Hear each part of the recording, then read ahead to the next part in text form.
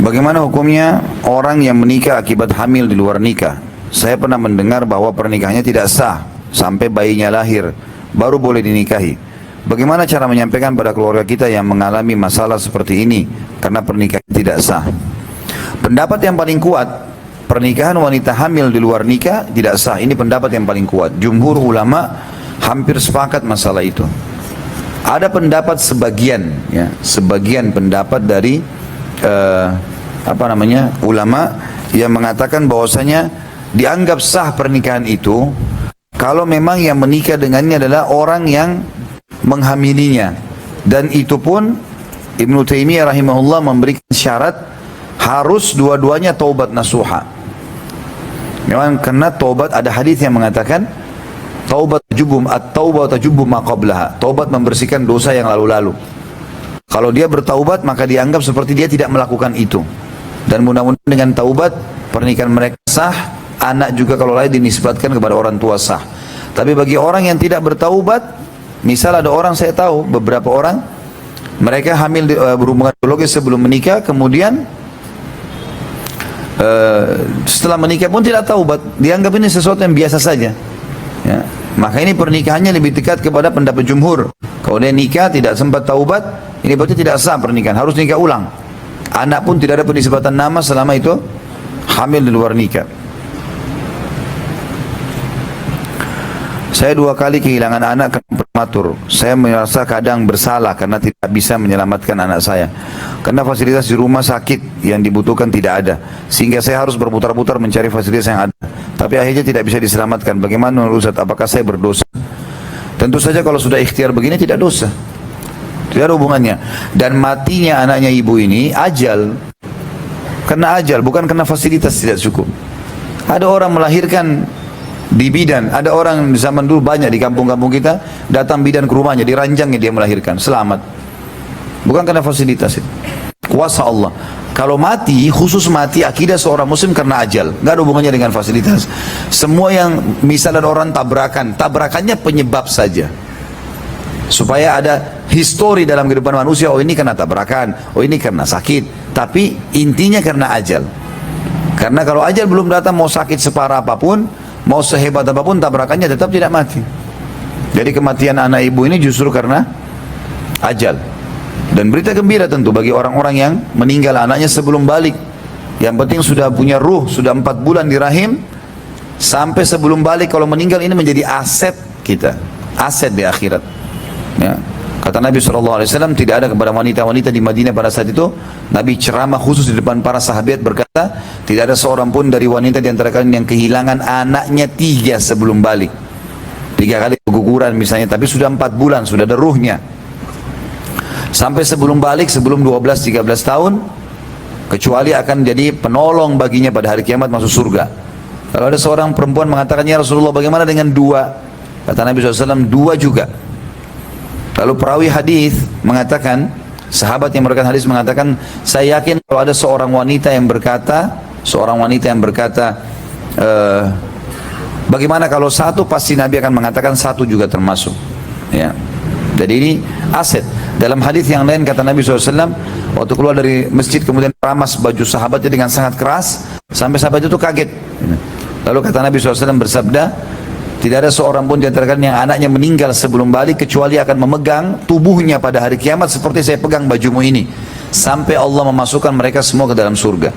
Tentu kalau orang tuanya tidak membatalkan keislamannya, ya, tidak ada kesyirikan, tidak ada kekufuran, dosa-dosa lain, mudah-mudahan Allah Subhanahu wa taala masih maafkan masalah itu.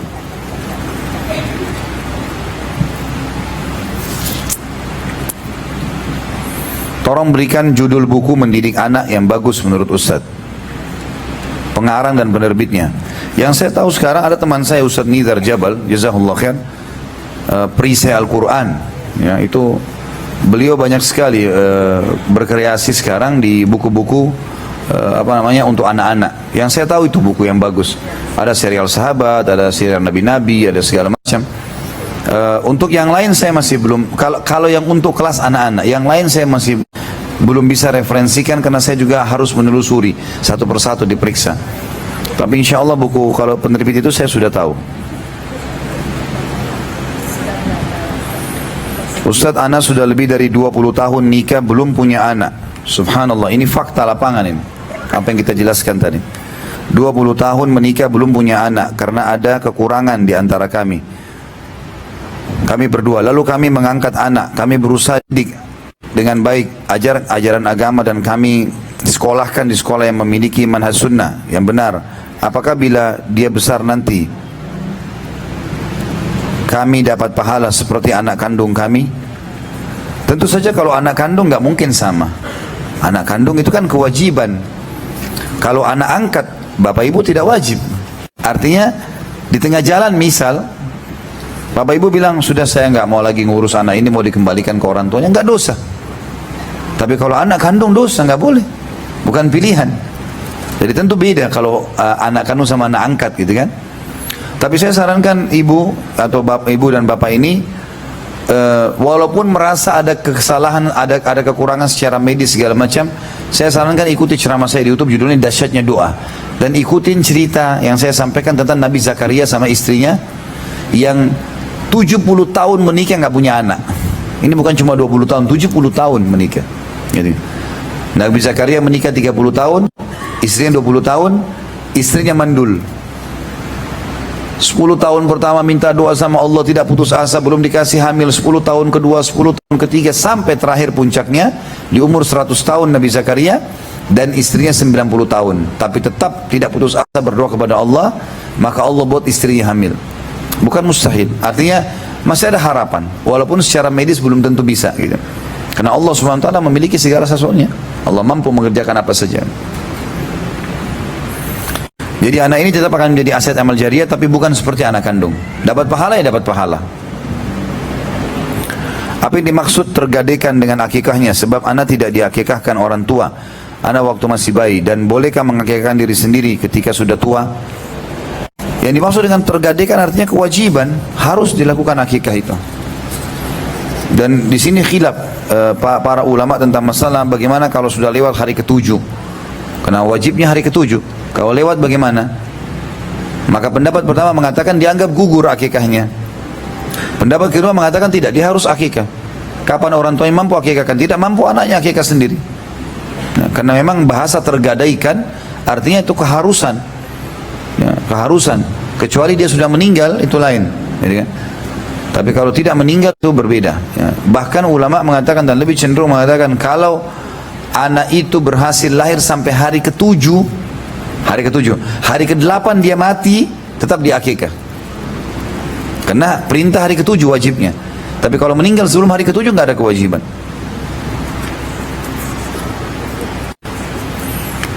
Saya menikah karena kecelakaan. Saya sangat khilaf sekali pada waktu itu. Bagaimana menjelaskan ke anak saya apabila sudah besar nanti menanyakan hal tersebut? Adakah kewajiban kami sebagai orang tua selain hak anak yang Ustaz sudah sampaikan tadi? Saya sarankan bapak atau ibu yang bertanya ini taubat nasuha dengan pasangan. Dan kalau sudah taubat nasuha, pegang saja pendapat Ibnu Taimiyah rahimahullah. Karena beliau tetap mengatakan kalau orang yang berzina sebelum nikah, kemudian hamil luar nikah, bisa anak itu ternisbatkan pada dia, bisa. Syaratnya mereka taubat dua-duanya. Karena beliau, pendapat pribadi beliau ya.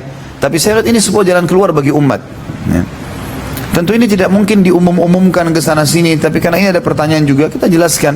Dan sudah saya jelaskan juga dalam materi kita tadinya bahwasanya ini jalan keluar yang sangat luar biasa dari Allah SWT melalui lisan Ibnu Taimiyah rahimahullah, gitu kan. Jadi kalau mereka sudah taubat nasuha, maka dianggap ya anaknya boleh dinisbatkan kepadanya walaupun tadi dari hasil zina. Bagaimana hukumnya seorang anak laki-laki yang menunda menikah karena masih menanggung nafkah untuk kedua orang tuanya, sedangkan penghasilannya hanya mencukupi hal tersebut? Ya. Dia menikah dengan orang yang sepadan, karena kan menikah bukan berarti berlebih-lebihan dalam membutuhkan nafkah. Misal gini, seseorang di antara kita laki-laki sini masih bujang belum menikah. Dia punya pendapatan misalnya 3 juta rupiah. Orang tuanya butuh di rumah misalnya 3 juta itu dipakai untuk kebutuhan rumah, masak. Dia juga termasuk makan di situ misalnya. Istrinya datang, dia cuma tinggal menambah 1 piring makanan kok. Tidur bersama dia. Nggak ada sesuatu yang besar. Kecuali kalau memang dia menikah dengan wanita yang royal misalnya ya. Butuh segala macam tambahan, ada banyak-banyak permintaan, itu lain. Tapi kalau tidak, menurut saya Allah alam tidak ada. Pernikahan tidak harus dihubungkan dengan kekayaan yang besar kok. Menikahlah dengan orang yang sepadan. Sebagaimana sabda Nabi SAW, wa ankihul akfa minkum, menikahlah dengan orang yang sepadan. Tapi kalau misal akhi yang bertanya ini memang sifatnya masih bisa mengontrol syahwat, ya, masih tidak ada masalah di situ, maka tidak ada masalah. Menurut saya urus dulu orang tuanya, gak ada masalah. Karena ini kan juga tidak tahu berapa umurnya tadi ya. Tapi kalau misalnya dia merasa berbahaya, bisa terjerumus dalam perbuatan dosa, maka ya nikah. Gak ada hubungannya dengan prestasi dunia itu. Ya, kan? Susah nikah di Jakarta karena biaya besar misalnya, cari di kampung-kampung banyak. Nah, iya. Saya dengar di waktu saya lagi berkunjung di salah satu kota di Jawa Timur, saya temukan ada beberapa wilayah yang orang menikah dengan 2,5 juta nikah. Dan istrinya boleh dibawa. Insya Allah itu satu solusi yang sangat baik.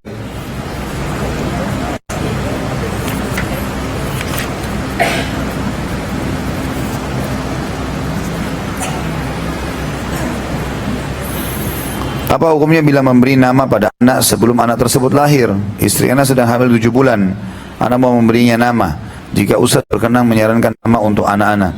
Insya Allah anak-anak akan lahir di bulan Ramadan menurut hasil USG anak saya perempuan. Istri anak suka sekali mendengarkan ceramah Ustaz, maka mohon Ustaz memberikan saran untuk nama anak. Kalau kita memilih nama boleh, memilih nama, gitu kan? Tidak ada masalah. Dan memang kalau sudah 7 bulan berarti sudah ada ruh, ya, ada ruh. Kalau ada ruh berarti sudah boleh diberikan nama, nggak ada masalah. Tidak ada masalah, karena itu sudah boleh dikatakan nama si fulan, boleh saja nama. Dan nama, saya sudah bilang tadi, nama yang paling baik adalah nama yang ternisbatkan kepada hak Allah. Kalau perempuan ada amatullah, amatur rahman, ya. Kalau enggak, maka boleh saja menggunakan nama-nama yang ibu-ibu para nabi seperti Maryam, ya. Kemudian istri para nabi Khadijah, Aisyah, Hafsah, ya. Kemudian Sauda, ya, banyak, Zainab, Ruqayyah, Ummu Kalthum, Nusaibah, ya, banyak. Ada juga kalau tidak salah, saya lupa nama, ada satu wanita perawat pertama dalam Islam dari sahabiat, ya. Itu ada juga nama, saya subhanallah tidak terlintas sekarang, tapi ada nama-nama. Dan ada buku saya sarankan, buku itu judulnya nama-nama yang baik buat anak. Mungkin bukunya setebal ini kurang lebih. Mungkin sebesar ini maksud saya, bukunya sebesar ini, dan dia tipis, lebih tipis dari ini jauh. Mungkin harganya 10.000 rupiah gitu, ya. Itu terbitan Pustaka Ibnu Umar, bisa dibeli, ya. Kalau saya menyarankan secara pribadi, maka saya menyarankan secara umum gitu, lebih baik secara umum.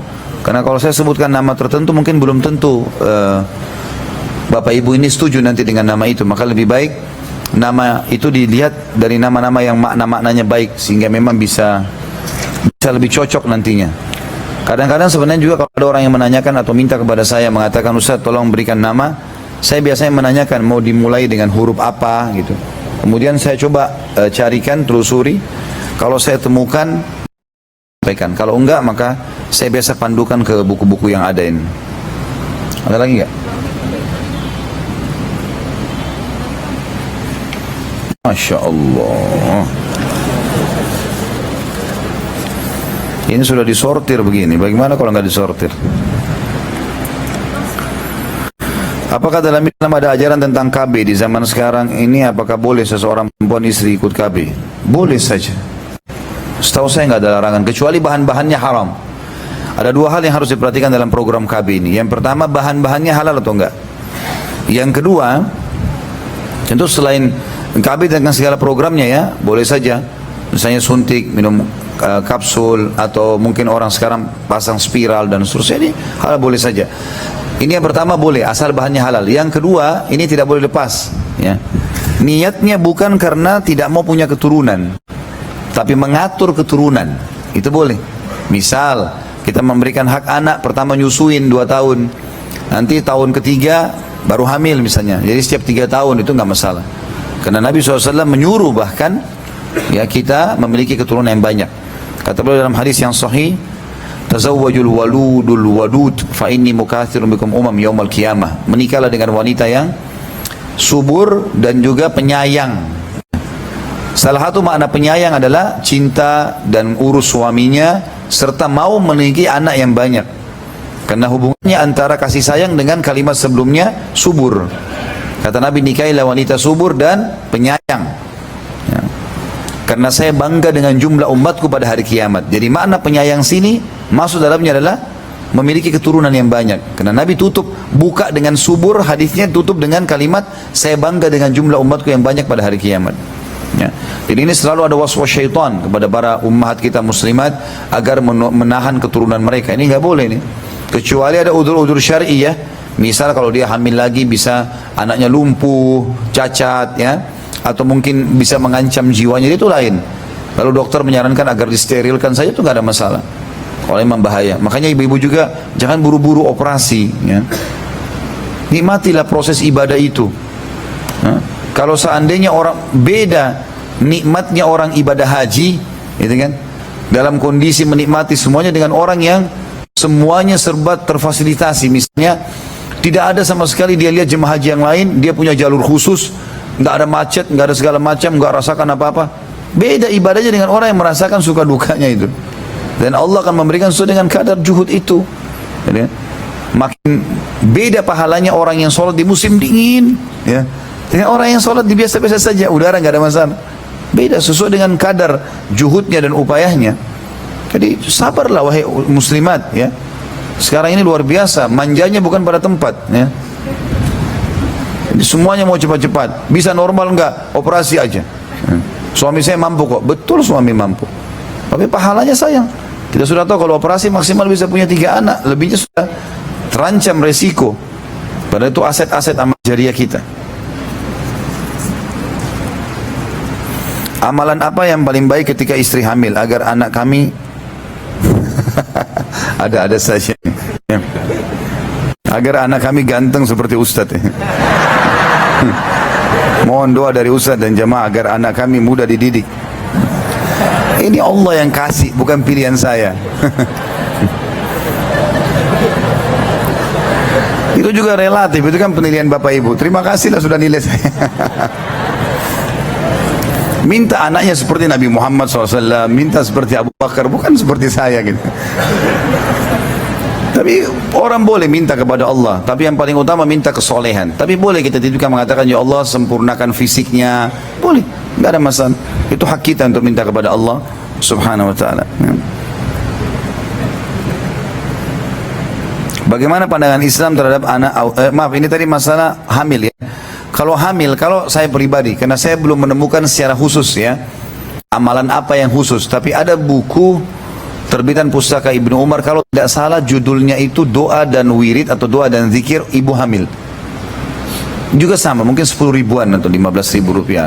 Bisa dibaca untuk melengkapkan, tapi kalau dari saya, biasanya saya sarankan istri saya untuk sementara hamil, tentu saya fokus untuk memberikan nafkah yang halal, dia menjaga kesehatan, ketenangan fikirannya, kemudian juga bagaimana dia sering mendengarkan Al-Quran si janin itu, yang ditempelkan di perutnya ayat-ayat Al-Quran. Dan saya pernah baca ada satu artikel, ada seseorang yang berhasil membuat anaknya hafal Quran di umur-umur yang sangat kecil, yang masih kecil, itu justru karena anak itu sudah biasa dikhatamkan Quran di perut ibunya. Di setiap saat itu didengarkan 2-3 jam per hari, dengarin dari surah Al-Baqarah sampai surah apa gitu. 3 jam itu lumayan ya, bisa mungkin 5 juz ya, bisa 10 juz bang. Jadi bisa diperdengarkan itu sambil ibu juga dengarin. Mudah-mudahan dengan biasanya dia mendengarkan Al-Quran itu malah jadi bagus buat dia. Itu surveinya. Nah, ini Allah alam itu yang saya sarankan. Bagaimana pandangan Islam terhadap anak autis special need? Ya, apakah terkena syariat? Benar-benar autis tidak bisa apa-apa. Apakah Allah akan menjaga dia setelah orang tuanya meninggal? Karena dia pergi setelah meninggal. Kemana dia pergi setelah meninggal? Apakah benar anak spesial akan membawa syafaat untuk orang tuanya? Setahu saya dia masuk dalam kategori autis itu anak-anak yang ya, apa namanya, seperti anak yang kehilangan akal sebenarnya hukumnya. Jadi nggak ada beban syar'i. Kecuali dia setengah. Dalam kata kadang-kadang dia sadar, kadang-kadang dia tidak sadar. Pada saat dia sadar, dia kena hukum syariat. Pada saat dia tidak sadar, dia tidak kena hukum syariat. Nah, kadang-kadang mereka kalau lagi tidak sadar, ya sudah tidak sadar apa yang dia lakukan. semuanya kemana-mana, mungkin bisa marah-marah, mungkin bisa memecahin barang, mungkin bisa mukul orang, mungkin segala macam. Tapi kalau lagi dalam kondisi sadar, maka ini tetap wajib syar'i, dijelaskan, diterangkan gitu. Ini cobaan dari Allah Subhanahu Wa Taala. Kalau kemana dia pergi itu kuasa Allah, ibu dan bapak cuma ikhtiar saja. Tugas kita tidak usah ngurus yang sudah, kalau kita sudah meninggal. Bahkan kita tidak usah pikir nanti siapa yang urus jenazah kita. Begitu kita mati ada yang urus nanti, gitu kan? Harta kita pun dibagi dengan warisan, bukan lagi kita yang urus. Begitu juga dengan keadaan anak-anak. Tugas kita makanya selama hidup jadikan mereka sebagai aset amal jariah, nasihatin, luruskan, berikan yang terbaik. Ada seorang ustadz yang berbicara bahwa orang tua berhak untuk memaksa, tanda kutip, anak dalam hal kebaikan, misal masuk pesantren atau sekolah agama. Terkait hal ini banyak orang tua berkata anaknya tidak mau dan tidak mau memaksakan kalau anaknya tidak mau. Bagaimana memahami kondisi ini sementara kita ingin agar anak kita mendapat pendidikan agama yang benar? Anak-anak itu bukan ditawarkan, ibu-ibu sekalian dan bapak, diaturkan. Ini yang salah memang. Jangan dibuka dari kecil. Nak, kamu pakai baju apa? Enggak usah. Enggak perlu. Bapak ibu yang pilihkan. Gitu kan? Kalau dikasih pilihan seperti itu mau pakai baju apa, nanti kalau dia punya tontonan tentu dia mau pakai baju seperti yang dia tonton. Salah ini. Jangan sama sekali. Ya. Jadi kita mengaturkannya dari makannya, kalau bayangkan kalau anak kita kasih segala macam hal, ya. Misal mau makan apa hari ini nak, misal kita kasih begitu, maka besok dia tidak makan kecuali dia ditawarkan dulu. Karena jadi masalah, dia ngatur orang tuanya nanti, terbuka pintu pembangkangan ini, durhaka. Tidak usah, anak-anak kita yang aturin semuanya.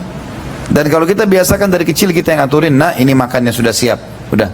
Masa hari ini ya ini ya bu, iya ini hari ini nak makan ya, bersyukur sama Allah. Dari awal kita atur memang dia, memang sudah begitu. Pesantren nanti insya Allah ayah sama ibu akan antar kamu ke pesantren, kita lihat pesantrennya ya, ini pesantren, ayah sama ibu mau kau sekolah di sini. Dia akan patuh kalau kita sudah biasakan dari kecil. Tapi kalau kita sudah dari awal selalu ajak dia musyawarah, salah ini. Anak-anak bukan didengar pendapatnya, diatur pendapat supaya dia jalan dengan pendapat itu. Anak-anak itu kan kita kayak ngaturin dia kendaraan, transportasi dalam kehidupan. Jadi jangan salah kalau kita kasih opsi itu. Terutama anak perempuan. Ini anak perempuan luar biasa. Karena perempuan sering terbawa dengan ego dan perasaan dari masih kecil. Kalau anak laki-laki, ibu masih tanya misalnya, nak mau pakai baju biru atau pakai baju merah? Kadang-kadang anak laki-laki itu dia akan mengatakan yang ini aja bu, atau terserah ibu. Kalau anak perempuan tidak. Sekali ibu tawarin mau pakai baju ini atau baju ini nak, dia pilih misalnya. Besok dia tidak akan pergi kecuali dia pilih baju yang dia mau. Ada ego yang terbawa. Maka biasakan kita sebagai orang tua yang atur, kita yang beliin, kita yang pakein. Udah mereka tinggal tahu terima jadi. Karena kita mau dia terbentuk begitu sampai dia berumah tangga nanti. Itu yang paling ideal, paling bagus gitu. Ya, termasuk masalah pesantren itu bukan pilihan itu. Itu memang kita mengaturnya. Dan kita mengatur sudah langsung ya. Ini sekolah kamu nanti di pesantren ini, ayo kita pergi sama-sama. Nanti ayah sama ibu datang sebulan sekali misalnya, penuhi kebutuhan belajar yang benar. Udah, poinnya selalu begitu. Jadi anak-anak sudah langsung ikutin kita saja, instruksi. Itu yang paling tepat kalau dalam pendidikan anak. Mengenai nafkah untuk anak, saya seorang dokter umum. Maaf tadi masalah tanda kutip memaksa ya. Kalau sudah terlanjur anaknya diberikan opsi-opsi penawaran dan anaknya tidak mau, maka tanda kutip paksa ini masih terbuka pintu, tapi kalau saya masih rincikan. Kita boleh paksa kalau kita melihat tidak ada unsur negatif secara kejiwaan ya. Apalagi kadang-kadang kalau orang tua memaksakan di tempat yang salah, kayak pesantrennya kotor ya, terlalu jauh juga dari orang tua, itu juga perlu jadi bahan pertimbangan tentunya. Wajar orang mempertimbangkan itu gitu ya. Di Jakarta misalnya, di sekitar Jakarta, di sekitar Jawa Barat, oh yang dekat-dekat mungkin bisa terjangkau. Jadi kalau dia kirim anaknya misalnya ke Sumatera jauh atau ke mana gitu, kan terlalu jauh buat dia gitu. Kesian juga memang dari satu sisi. Jadi kita juga harus punya pertimbangan itu, itu dirincikan dulu. Jadi kita memaksain tanda kutip di mana, di tempat yang dekat, kita terjangkau, bisa kita melihatnya, bisa kita tahu perkembangannya ya. Memantau itu penting gitu. Dan selalu kalimat motivasi. Buat ibu sama ayah bangga ya nak ya, hafal Quran ya. Ayahnya kasih motivasi, kalau hafal Quran nak, nanti ayah kasih hadiah ini. Jadi kita memang motivasi dia. Mengenai nafkah untuk anak, saya seorang dokter umum yang berencana untuk melanjutkan pendidikan spesialis waktu 4-5 tahun. Selama pendidikan, peraturan universitas tidak diperbolehkan bekerja di luar yang menghasilkan uang. Bagaimana dalam kasus tersebut? Sementara sebagai laki-laki wajib untuk menafkahi. Apakah hanya cukup dengan pemberian orang tua tabungan dalam menafkahi? Ya harus bapak jadikan bahan pertimbangan. Jangan sampai biayai sekolah spesialis, kemudian selama 4-5 tahun itu berarti orang keluarga saya biayai. Enggak boleh. Jangan masuk spesialis. Spesialis itu pilihan, sunnah, bukan kewajiban. Anak wajib. Dan bapak akan tanggung jawab hari kiamat, gitu kan? Kalau kita pada saat 4-5 tahun itu tidak bisa punya income, tapi kita sudah punya tadi misalnya ada tabungan, dan tabungan ini memang cukup untuk kita tiap bulan, kan yang saya bilang dalam rumah tangga teman-teman yang paling ideal adalah duduk sama istri, rincikan semua kebutuhan, beli beras, beli gula, beli segala macam habis, supaya jangan salah. Kalau kita kasih ke istri bisa 10 juta, ternyata kebutuhan 11, dia mau ambil dari mana 1 jutanya? Kan nggak mungkin itu. Maka lebih baik kita rincikan semua, sudah rinci kita tambahkan, ini 1 juta tambahan, 2 juta tambahan buat kamu, itu kan positif. Jadi pada saat pun bapak mau lanjutkan spesialis, sudah tahu pulang rumah tiap bulan 12 juta misalnya, udah 12 juta ini ada nggak selama 4-5 tahun saya bisa punya? Nah kalau punya alhamdulillah, kalau nggak punya jangan, tunda dulu. Jadi, jangan sampai kewajiban terbengkalai hanya karena masalah sunnah. Apakah baik secara syariah apabila saya memberi nama anak Aisyah, Syifa, Ali Ar-Rahman? Masya Allah, panjang sekali. Aisyah saja. Saya mau minta Bapak Ibu coba datangkan kepada saya nama satu orang Nabi yang 2 komponennya. Ada? Hah?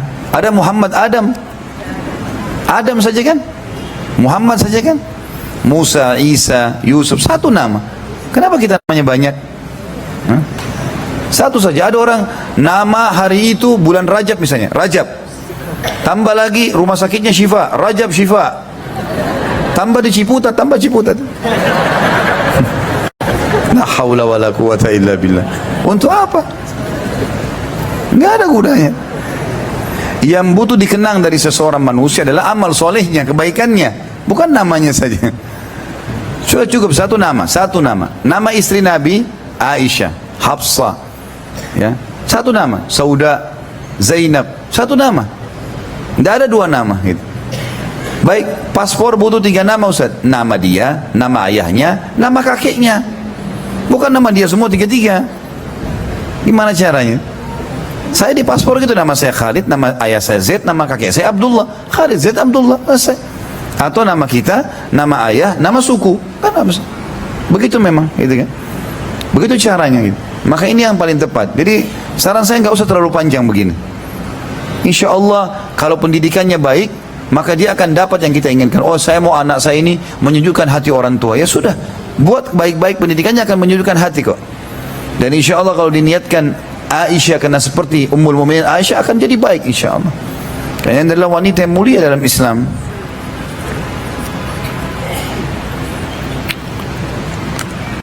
Saya memberi nama saya seperti nama Ustadz. Semoga kelak menjadi orang yang berilmu dan berakhlak. Saya pernah mendengar kalau bayi di khitan begitu besar bisa kembali sebelum di khitan.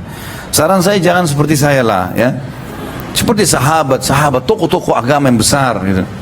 Tokoh agama besar banyak, Abu Bakar, Umar, Uthman, Ali. Khalid pun niatkan Khalid bin Walid, bukan Khalid bin Zaid. Terlalu kecil sekali kalau saya gitu. Niatkan sahabat, pejuang Islam yang besar gitu kan. Insya Allah mudah-mudahan itu lebih positif. Niatkan ke situ. Innamal a'malu binniyat.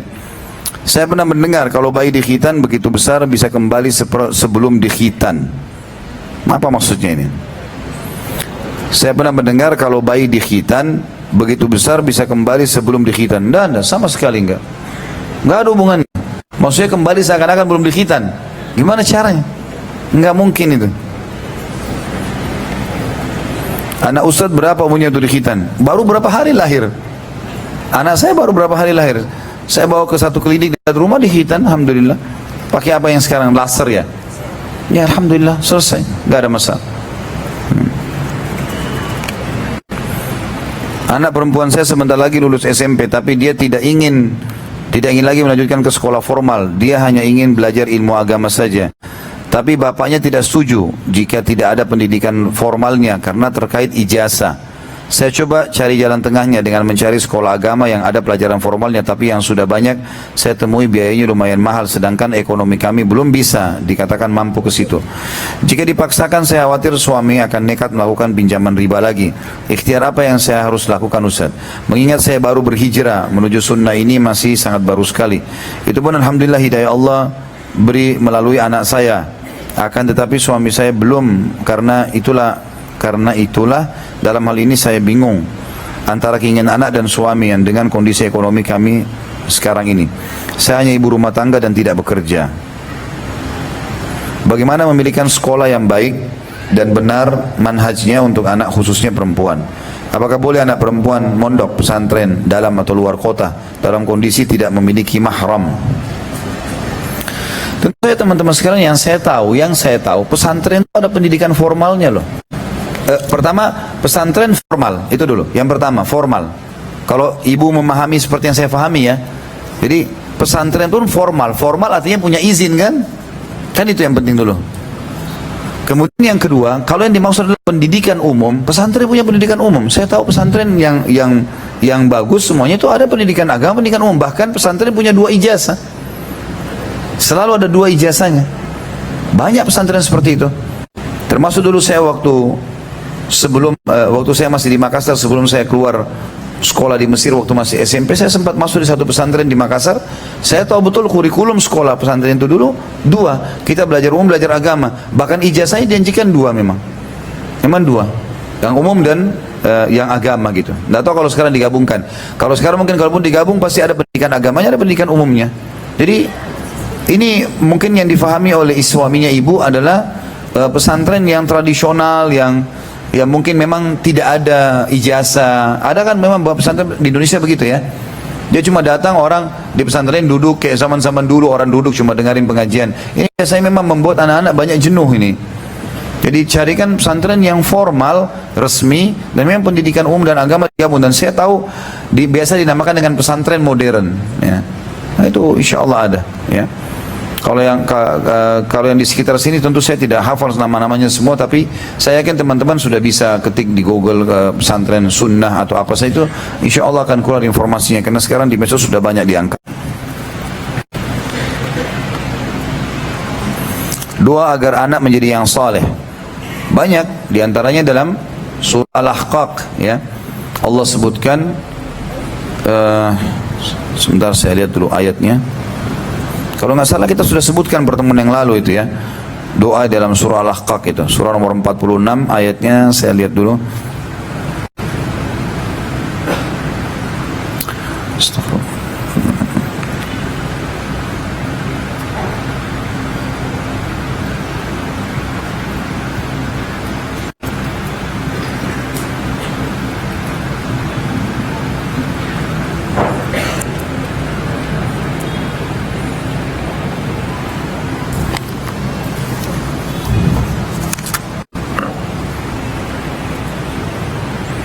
Ayat 15 Al-Ahqaq surah nomor 46 ayat 15. Al-Ahqaq 46 ayat 15 dengan As-Saffat surah nomor 37 ayat 100. Jadi ada 2 ayat itu ya.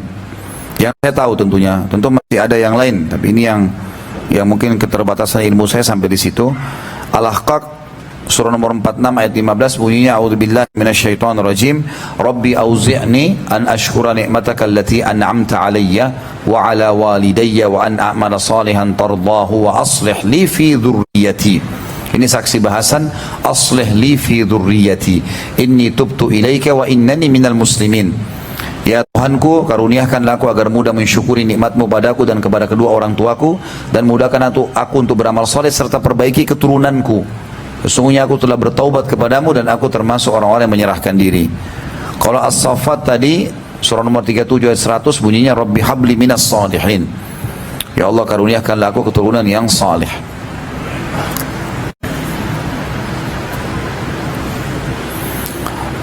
Melakukan tasyakuran saat anak dikhitan apakah dibolehkan? Setahu saya tidak pernah ada sunnahnya ini. Khitan saja, nggak usah buat acara. Kalau akikah masih dibolehkan oleh para ulama karena memang dasarnya kita disuruh sembelih memang. Tapi tidak pernah ada hadis kalau khitan kemudian disembelihkan kambing misalnya. Karena menyembelih kambing dan pada saat akikah itu berarti termasuk sunnahnya membagikan kepada orang. Karena Nabi SAW pada saat Hasan dan Husain di akikah, maka beliau mengambil sebagian dagingnya dan menyuruh Ali bin Abi Thalib menyebarkan, membagi kepada masyarakat Madinah. Maka ulama mengatakan kalau akikah boleh kita ya memberikan makan kepada orang, mengundang orang makan atau membagikannya boleh. Tapi kalau khitanan tidak pernah ada sunnahnya. Khitannya khitan saja gitu. Kalau anak laki-laki yang sudah menikah itu tetap masih tanggung jawab orang tuanya bukan? Tentu saja tidak lagi. Anak laki-laki hanya sampai balik, apalagi menikah. Jauh sekali. Jadi sunnah saja kalau bapak mau bantu itu sunnah. Kalau orang tuanya tidak pernah menasihati anak laki-lakinya yang sudah menikah dan anak itu bermaksiat, apakah orang tua akan menanggung dosanya? Tentu saja. Kalau dia tidak pernah nasihati anaknya, dia tidak pernah ingatkan, bahkan kalau salah dia biarkan, seperti banyak orang tua sengaja membiarkan anaknya zina, ya. Bahkan dia dukung pada saat pacaran, keluar dengan pacarnya, tentu saja dia tanggung dosanya. Kenapa dia biarkan kemungkaran? Nggak boleh. Ya. Harus dia bilang, sekarang dinasihatin supaya dia putus dari dosa itu, dia nasihatin, nah ini nggak boleh haram. Dulu ayah atau ibu salah nggak nasihatin kamu, ini haram loh. Setelah itu dia buat, dia dosa sendiri. Bapak ibu sudah lepas tangan karena sudah nasihatin. Tapi kalau kita diam saja ini kita termasuk punya andil di situ. Apakah kalau cuma berdoa dan bersabar dalam menghadapi anak laki-laki tanpa dinasihati, apakah doa akan dikabulkan tanpa harus kita berikhtiar? Tentu saja seharusnya dinasihati. Jangan dinasihati, nasihatin semampu bapak, semampu ibu saja. Nasihatin. Ya, mungkin karena dari awal waktu masih kecil telat atau salah dalam pendidikannya, tapi belum telat untuk memutuskan dosa kita. Dalam arti kata, jangan sampai kita karena tidak nasihatin, akhirnya kita dapat dosa seperti mana saya jelaskan tadi. Doa itu adalah melengkapi semua itu, upaya ikhtiar kita. Apa berharap ada kaitannya dengan qada dan qadar? Misal Anda berharap mendapat pendamping yang solehah dan terwujud atau tidaknya haram tersebut termasuk qada dan qadar Allah. Tentu saja, itu ikhtiar. Qadanya Allah SWT. Allah berikan itu sebagai fasilitas kan? Fasilitas. Kita punya, Allah berikan kecenderungan. Kemudian kita punya pilihan untuk kita bisa memilih siapa yang kita inginkan. Kita berharap bisa mendapatkan sesuatu, itu adalah fasilitas dari Allah SWT. Jadi bisa masuk dalam, tentu masuk. Tidak ada tidak masuk dalam qada dan qadarnya Allah ini.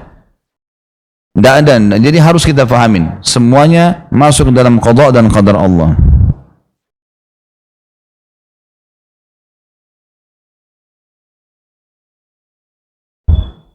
Ustaz, ada yang menganjurkan kita tidak usah milih di Pilkada DKI karena haram mendukung demokrasi. Kita disuruh berdoa saja dan percaya ke takdir Allah. Mudah-mudahan calon muslim yang menang. Gimana pendapat Ustaz menurut ini? Bukankah mencoblos itu bagian dia ikhtiar? Allahu a'lam, yang saya tahu kenapa tidak coblos? Coblos saja. Kemarin ditanyakan kepada Syekh Sulaiman Rahili pada saat kami sedang ada daurah di Malang, di Batu, dan beliau mengatakan dilihat masalah dan mudaratnya. Sekarang mudaratnya besar kalau nggak milih.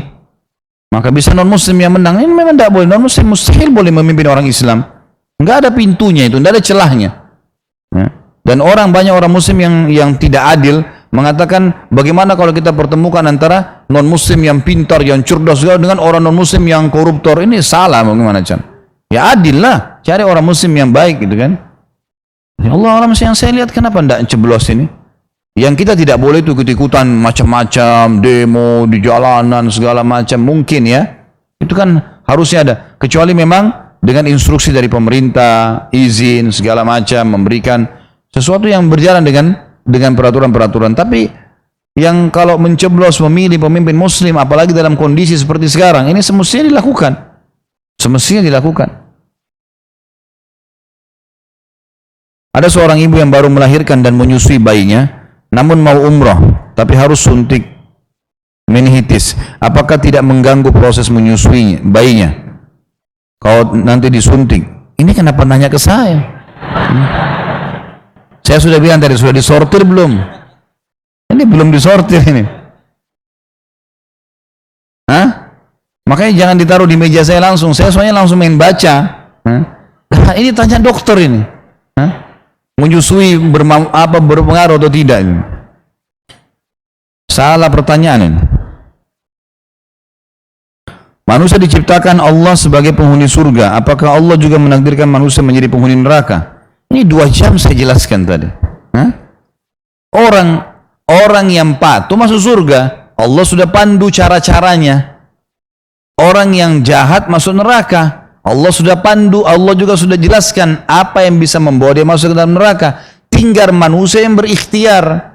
Mau ini atau mau itu. Siapa yang mau beriman silahkan. Siapa yang masuk surga silahkan. Siapa yang mau kafir silahkan. Gitu kan? Jadi kalau ada orang masuk neraka, apakah dengan takdir Allah? Tentu saja. Tapi takdir Allah tadi yang saya bilang ikhtiar itu sesuai dengan pilihan manusia tadi. Dianya yang mau kafir, dianya yang mau zina, dianya yang mau dusta, ya dianya masuk neraka, dia penyebabnya, gitu kan? Seperti itu memahami. Makanya tadi saya ulang-ulangi, sudah faham? Ya.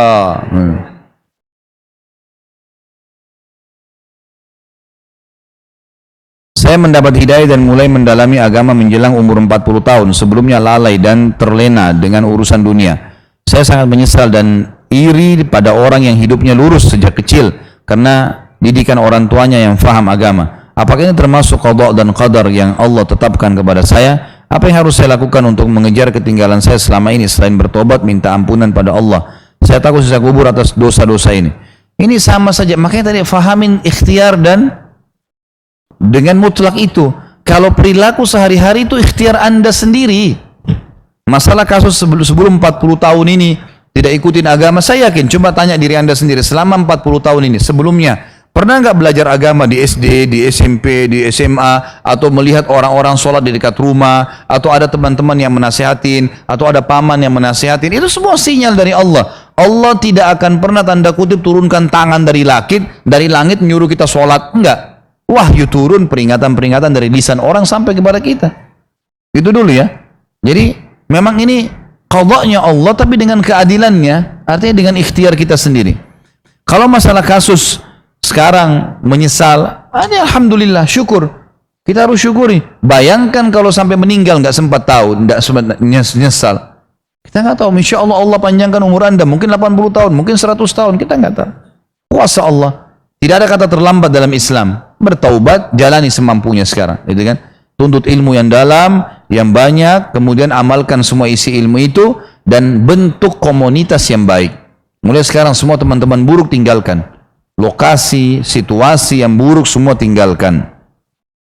Dan Allah Maha Pengampun, akan memaafkan dosa-dosa Anda.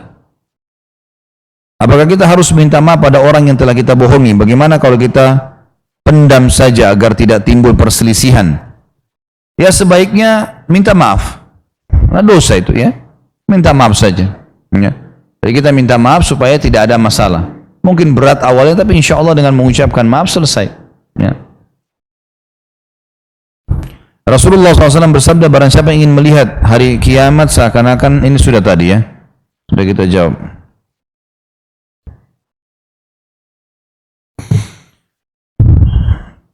Doa adalah merupakan senjata orang mukmin. Apakah doa bisa merubah takdir buruk menjadi takdir baik?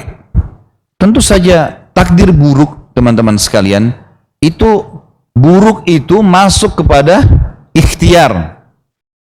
Karena Allah ciptakan baik dan buruk. Seperti beriman dan kafir ya. Jujur dan dusta. Allah ciptakan itu sebagai keputusannya Allah. Tetapi memilih jujur atau bohong, memilih beriman atau kafir, ikhtiarnya dia. Ikhtiarnya manusia itu kan. Ikhtiar kita di situ. Maka doa adalah sebuah fasilitas untuk komunikasi dengan Allah. Curhat, minta ditambahkan rezeki, minta dibukakan berkah, minta disembuhkan penyakit. Doa bisa menjadi sesuatu membersihkan, digunakan untuk fasilitas, menambah fasilitas, atau bahkan mengangkat sebuah masalah yang sedang dihadapi. Bisa terjadi, tapi bukan berarti doa mengubah takdir Lauhil Mahfuz, tidak. Nggak ada urusannya sama itu sama sekali. Jadi seperti sebuah fasilitas. Hampir sama dengan kalau kita haus kita minum air gitu kan. Doa juga begitu. Kita lagi ada masalah atau kita lagi butuh panduan, kita lagi butuh tuntunan dari Sang Pencipta Allah, kita mohon kepadanya. Seperti itulah.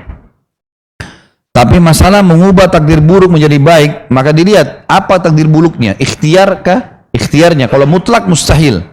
Kayak misalnya lagi musim hujan, minta sama Allah supaya musim hujan dihapus sama sekali. Nggak mungkin terjadi. Itu mutlak nggak mungkin berubah. Tapi kalau ikhtiar, misal dia berzina, kemudian itu ikhtiar dia sendiri, lalu dia memohon kepada Allah supaya diberhentikan zina itu. Nah, itu Allah kabulkan, Allah kasih kepada dia. Cuma berhubungan dengan ikhtiar. Dia berdoa, dia tidak berdoa, dia tobat, dia tidak tobat, semua ikhtiar dia, gitu kan?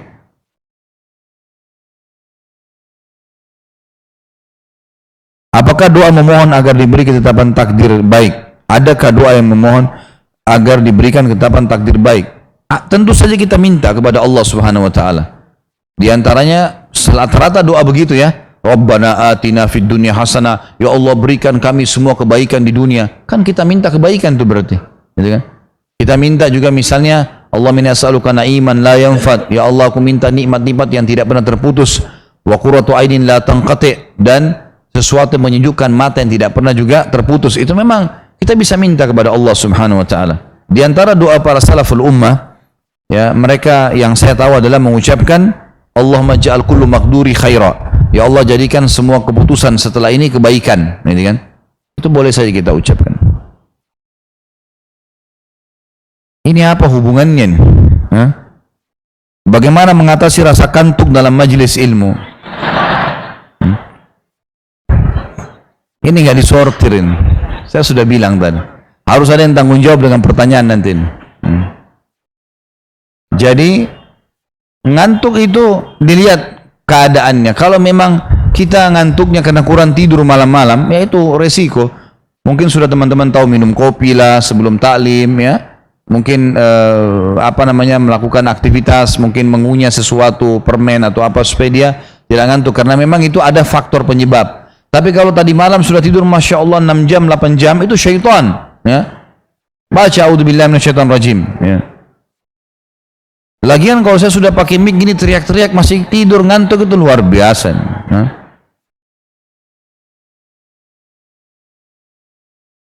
Apakah orang yang tidak memiliki keturunan atau anak dalam merupakan takdir mutlak? Jawabannya iya. Itu kuasa Allah Subhanahu wa taala. Kalau sampai dia sudah ikhtiar tetap juga tidak punya keturunan, itu Allah mengatakan dalam Al-Quran, kalau Allah mau, Allah jadikan seseorang miliki anak, kalau tidak Allah jadikan dia akim. Akim itu mandul. Itu kuasa Allah dengan hikmahnya, tapi dengan keadilannya. Dengan keadilannya Allah lebih tahu orang ini kalau dikasih anak mungkin seperti ini. Selalu kita sangka baik dengan Allah, gitu kan? Jadi memang kehidupan dunia ini yang membuat kita memperebutkan itu, ya. Kata Allah Subhanahu wa taala, sebenarnya kehidupan dunia ini adalah persaingan di antara kalian dengan harta dan keturunan, berbangga-bangga gitu. Artinya kalau kita coba tenangkan pikiran, bagi teman-teman yang diuji oleh Allah dengan ini, yang berpikir, kalau saya tidak punya anak, emang kenapa? Enggak ada sesuatu yang masalah sebenarnya. Tapi karena motivasi atau keadaan lingkungan yang memang membuat kita ini melihat orang punya anak, seperti itulah, ya, akhirnya kita jadi merasa ada yang kurang, ya. Itu kuasa Allah Subhanahu wa taala, Allah lebih tahu. Tapi tidak boleh kita berhenti ikhtiar. Silakan ikhtiar, bukan mustahil.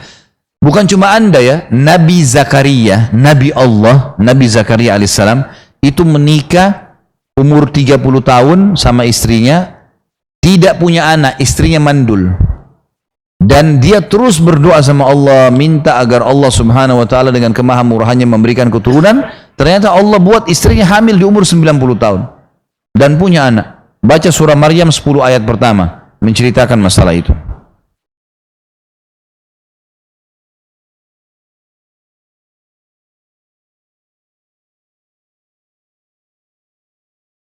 Saya nggak ngerti ini. Tulisannya nggak jelas.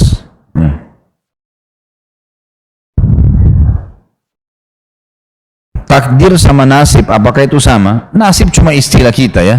Dalam bahasa Indonesia bisa masuk dalam takdir, tapi takdir yang lebih tepat. Nasib ini bahasa kita saya sebenarnya, ya. Allah menciptakan bumi sebelum menciptakan manusia. Pertanyaan, apakah Allah menciptakan makhluk lain selain manusia di planet lain? Planet lain Allahu alam, tapi bumi iya. Ada sebelum kita hewan-hewan, ini semua tumbuh-tumbuhan, hewan, jin, sudah ada sebelum kita. Manusia itu makhluk terakhir Allah ciptakan.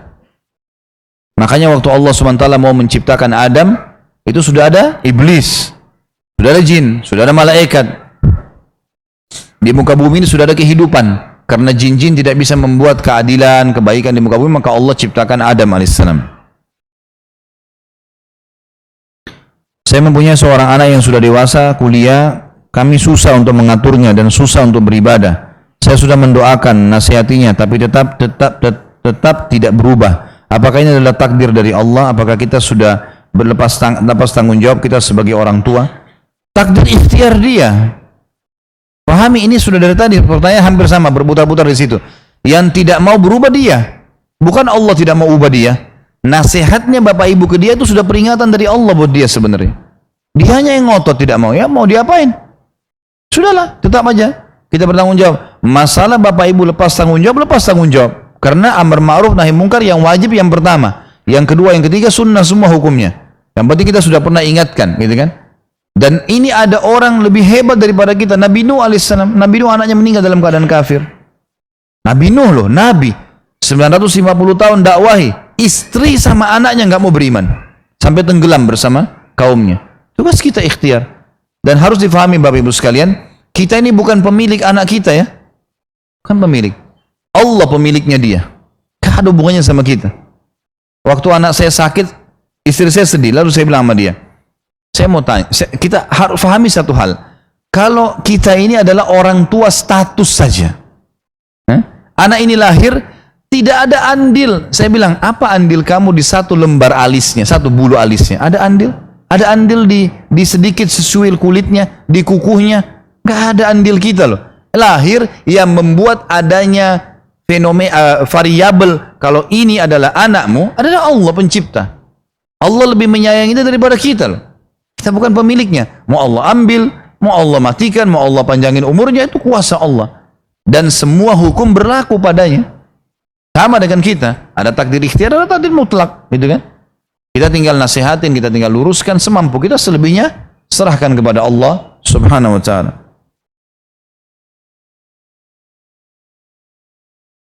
Ini sama, apakah takdir bisa mengubah ketetapan Allah Lauhul Mahfuz? Tidak mungkin.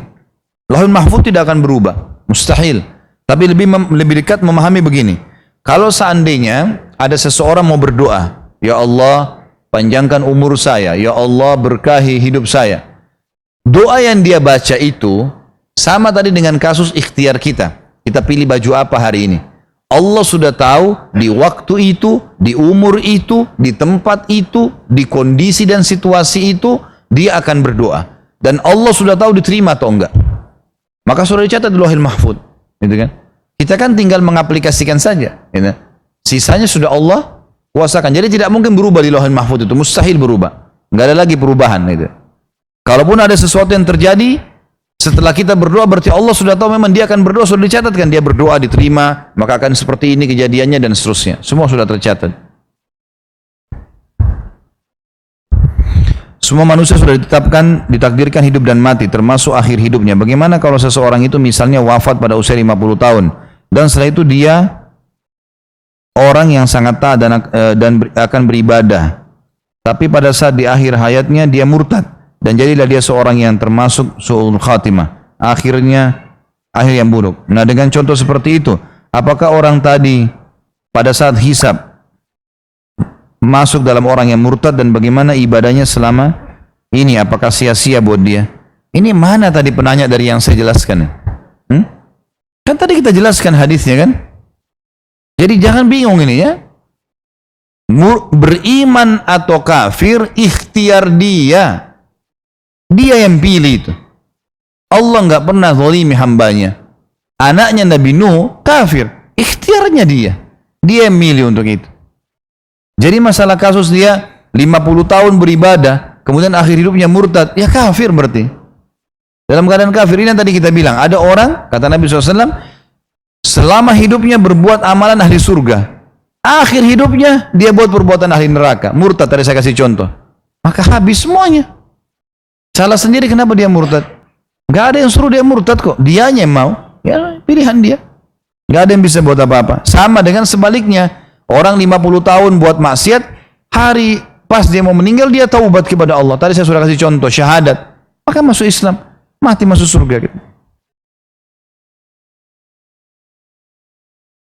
Apakah jin akan masuk surga bersama dengan manusia atau ada surga khusus buat para jin? Allahu alam, saya nggak tahu masalah itu. Apakah ada surga khusus tidak? Tapi dalam ayat Al-Quran disebutkan surah Az-Zariyat, ya, ayat 56. A'udzubillahi minasyaitonir rajim. Wa ma khalaqtul jinna wal insa illa liya'budun. Aku nggak ciptakan jin dan manusia kecuali untuk beribadah kepadaku, gitu kan? Berarti jin juga punya beban hukum, bukan mustahil. Kalau mereka punya beban hukum halal haram, berarti mereka juga mendapatkan surga dan neraka. Karena yang berlaku pada manusia berlaku pada jin, karena hukumnya sama, gitu kan? Juga ada tentang ciri bidadari di surga yang Allah mengatakan, lam yatumithunna insum wala jan. Tidak pernah disentuh oleh manusia dan jin. Sebagian ulama tafsir mengatakan menandakan jin juga masuk ke dalam surga. Gitu. Allahu alam, ya. Tapi yang kita bahas adalah sesuatu yang pasti manusia itu sendiri.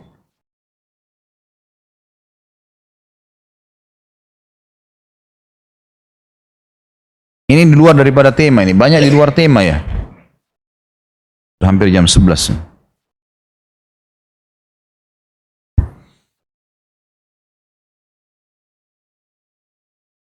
Di masjid dekat rumah saya ketua DKM-nya murtad. Kemudian meninggal. Ini sama aja tadi ya. Pilihan dia sendiri. Menyesal luar biasa itu. Bagaimana bisa jadi ketua DKM kemudian dari DKM kemudian murtad? Hah? Ini waswas syaitan yang luar biasa.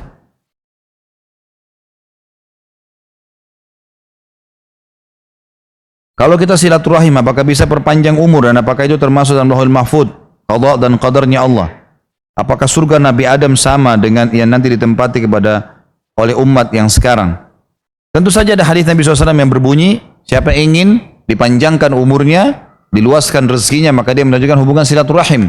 Apa maknanya ini?